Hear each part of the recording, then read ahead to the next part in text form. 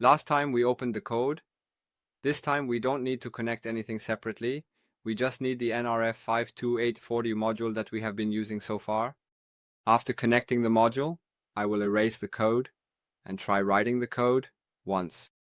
In our project setup, we are importing key modules to enhance our application's functionality. Specifically, the PLRadio module from the front PL package is crucial for providing essential radio functionalities. Additionally, we import from BL2.radio, which offers a comprehensive suite of tools for managing radio operations. These imports are vital for integrating and operating radio features smoothly within our system. Create an instance and set BL2.name to whatever you want, but here we'll use device smart.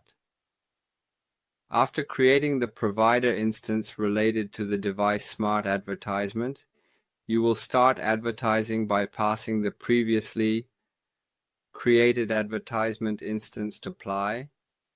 By saving it in a while loop, you can easily broadcast with the name device smart around you.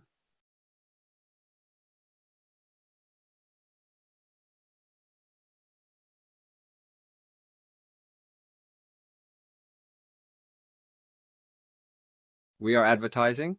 Then, when BL scans from other devices, this device called Device Smart will be found. Let's check it out.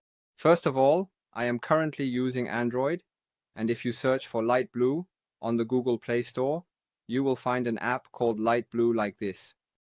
If you search for Light Blue on the iPhone, you can use Light Blue for iPhone. Please click on this button, and then proceed to click Install. After the installation process is complete, if you press Open Now, make sure to allow this permission and then click here to close the window. Now, as you can clearly see, this is the detailed scan result from when you performed the scan. Right now, we can also refresh, and if we run Gscan, we can see that Device Smart, which we have set as the advertising name, is currently visible. In this session, we experimented with advertising in BLE using CircuitPython. This BLE feature is only available on CircuitPython modules that have a BLE chip. Therefore, it only works with the NRF 52840 module we are using, or it can also work with the ESP32 since it has Bluetooth BLE capabilities. However, if the hardware module does not have Bluetooth BLE functionality, this feature will not work.